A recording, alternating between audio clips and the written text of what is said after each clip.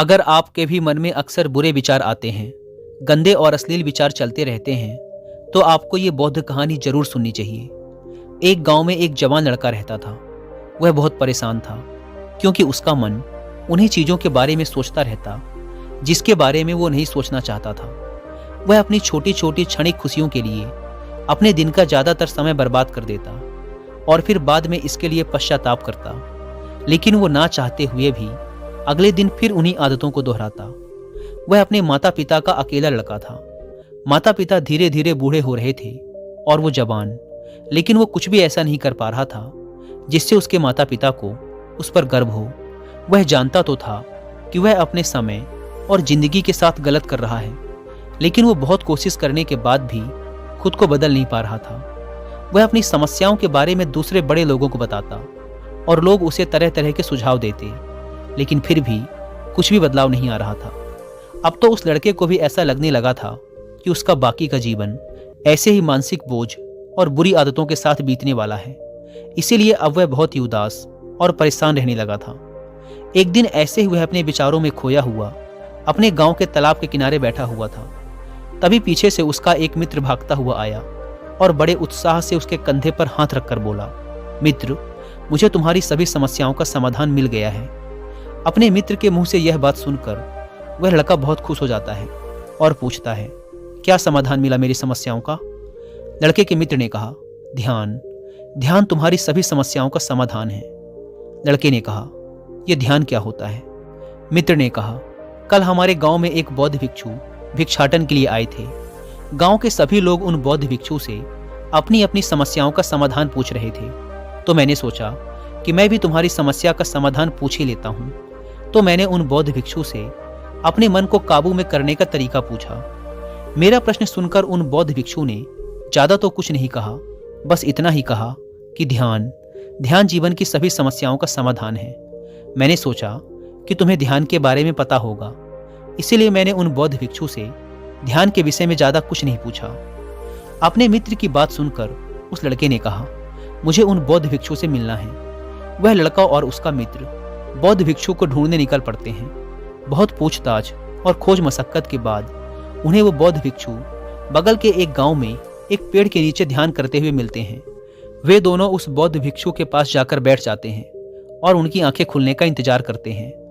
थोड़ी देर बाद जब बौद्ध भिक्षु अपनी आंखें खोलते हैं तो वो उन्हें प्रणाम करते हैं और कहते हैं, आपने ये तो बता दिया कि ध्यान जीवन की सभी समस्याओं का समाधान है, लेकिन आपने ये नहीं बताया कि ध्यान है क्या।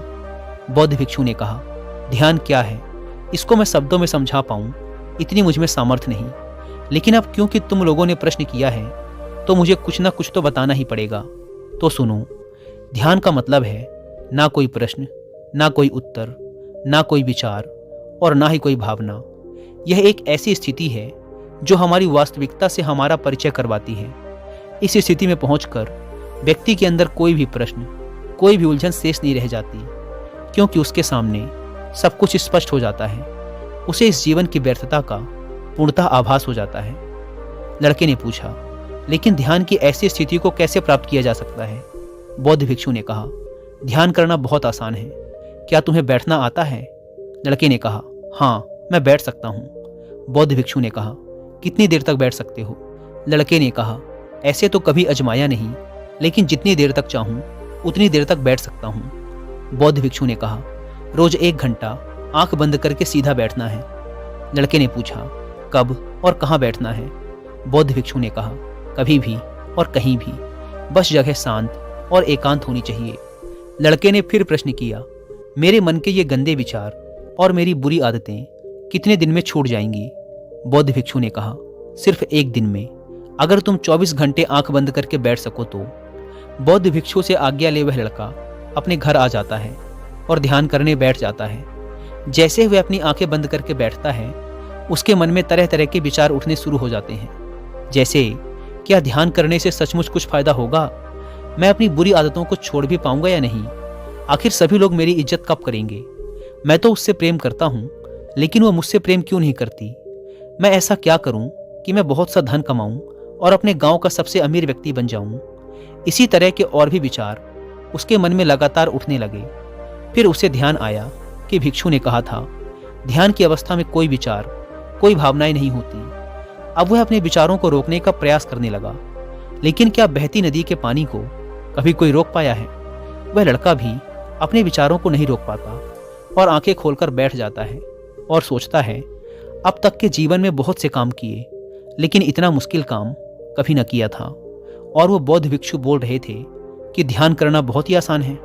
वैसे दोस्तों, अगर आप भी ध्यान या मेडिटेशन प्रैक्टिस करना चाहते हैं पर आपको पता नहीं कि उसे कैसे किया जाए, तो इसके लिए मैं आपको कुक एफएम पर एक ऑडियो बुक रिकमेंड करूंगा जिसका नाम है meditation and its practice by Swami Rama. ये ऑडियो बुक आपके लिए एक गाइड है जो स्टेप बाय स्टेप आपको मेडिटेशन के बारे में समझाती है। यह ऑडियो बुक आपको ध्यान का अभ्यास करने का एक एग्जैक्ट आइडिया देती है और साथ ही साथ मेडिटेशन की शुरुआत में आने वाले चैलेंजेस और उसके सॉल्यूशंस के बारे में भी बताती है। इसके अलावा कुक एफएम पर मेडिटेशन के ऊपर हिंदी में एक कोर्स भी है जो मुझे पर्सनली काफ़ी पसंद आया। उसका नाम है घर बैठे सीखो मेडिटेशन। आप चाहें तो इसे भी सुन सकते हैं। यह 11 दिनों का एक well organised complete meditation course है जो डेफिनेटली आपकी बहुत हेल्प करने वाला है। इन दोनों ऑडियो बुक्स के अलावा भी कुक एफएम पर 10,000 से ज़्यादा ऑडियो शोज अवेलेबल हैं जिन्हें आप अपनी मनपसंद लैंग्वेज में सुन सकते हैं। इन ऑडियो बुक्स और कोर्सेज को सुनते समय कुक एफएम के ऐड नोट्स फीचर का यूज़ करके आप इनकी इंपॉर्टेंट बातों के नोट्स जरूर बनाएं ताकि आपको ये ऑडियो शोज बार बार न सुनने पड़े। और अगर आप रात में सोते समय इन ऑडियो शोज को सुनते हैं तो इस ऐप के स्लीप टाइमर फीचर का यूज़ जरूर करें ताकि यदि आप सुनते सुनते सो जाएं तो ये ऑडियो शोज खुद ही बंद हो जाएं। इस प्लेटफॉर्म का मंथली सब्सक्रिप्शन पड़ता है 99 रुपीज़ का, लेकिन अगर आप यूज़ करते हैं कूपन कोड WI50 तो आपको इसके फर्स्ट मंथ के सब्सक्रिप्शन पर मिलेगा 50% का डिस्काउंट, यानी ये आपको पड़ेगा 99 की बजाय सिर्फ 49 रुपीज़ का। ऐप को डाउनलोड करने की link description and first comment पर मिल जाएगी। आइए कहानी पर वापस लौटते हैं। वह लड़का उन बौद्ध भिक्षु से मिलने दोबारा अपने घर से निकल पड़ता है और उनके पास पहुंचकर कहता है, आपने तो कहा था कि ध्यान करना बहुत ही आसान है, लेकिन ये तो मुझे दुनिया का सबसे मुश्किल काम लग रहा है। मेरे बहुत प्रयास करने के बाद भी मेरे मन में विचार उठने बंद ही नहीं हो रहे हैं। बौद्ध भिक्षु ने कहा, लेकिन तुमसे विचारों को रोकने के लिए किसने कहा है? लड़के ने कहा, तो फिर विचार रहित स्थिति कैसे प्राप्त होगी? आपने तो कहा था कि ध्यान में कोई विचार, कोई प्रश्न नहीं होते। बौद्ध भिक्षु ने कहा, हमारे दिमाग में हर समय बहुत से विचार जन्म लेते हैं और मरते हैं, लेकिन हमारा मन उनमें से किसी एक विचार को पकड़ लेता है और फिर उससे जुड़े विचारों के बारे में सोचता चला जाता है। इस तरीके से हमारा मन विचारों में उलझ जाता है और हम भूल जाते हैं कि हम क्या कर रहे थे। जब तुम ध्यान करने बैठोगे तो तुम्हारे दिमाग में भी बहुत से विचार उठेंगे और खत्म हो जाएंगे, लेकिन तुम्हें किसी भी विचार का चुनाव नहीं करना, बस उन्हें देखना है। तुम्हारे मन में विचार उठेंगे और खत्म हो जाएंगे। धीरे धीरे समय के साथ इन विचारों के उठने की गति कम होती चली जाएगी। बौद्ध भिक्षु के मुंह से ये सारी बातें सुनकर वह लड़का अपने घर वापस आ जाता है और दोबारा ध्यान करने के लिए बैठ जाता है। इस बार वह लड़का बौद्ध भिक्षु के बताए अनुसार अपने मन में उठ रहे विचारों को देखता है। वह कुछ देर तक तो विचारों को साक्षी भाव से देख पाता है, लेकिन फिर उसके मन में ऐसे विचार उठते हैं जिनके बारे में सोचने से वह खुद को रोक नहीं पाता और वह गहरे विचारों में खो जाता है। कुछ देर बाद उसे याद आता है कि वह तो ध्यान कर रहा था। वह दोबारा विचारों को देखने का प्रयास करता है, लेकिन इस बार उसका मन दूसरी चाल चलता है। अब उसके मन में अश्लील विचार उठने लगते हैं। वह लड़का सोचता है कि ध्यान जैसी पवित्र स्थिति में ये अश्लील विचार क्यों उठ रहे हैं। वह अपने मन में उठ रहे अश्लील और गंदे विचारों को रोकने का बहुत प्रयास करता है, लेकिन वो उन्हें रोक नहीं पाता।